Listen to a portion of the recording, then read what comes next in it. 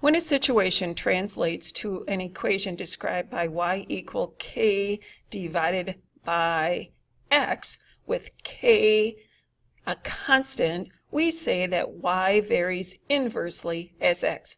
The equation y equal k divided by x is called an equation of inverse variation.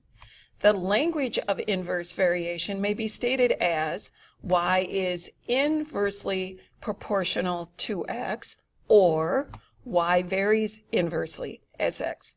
The constant k is called the constant of proportionality, or the variation constant.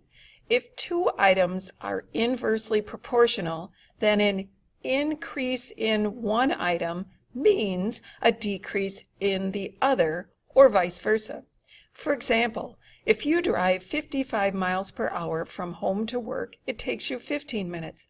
However, if you increase your speed to 60 miles per hour, you would expect the commute time to decrease.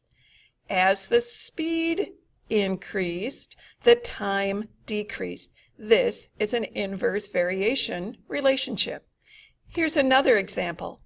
Boyle's law states that at a given temperature, the pressure P of an ideal gas varies inversely as the volume.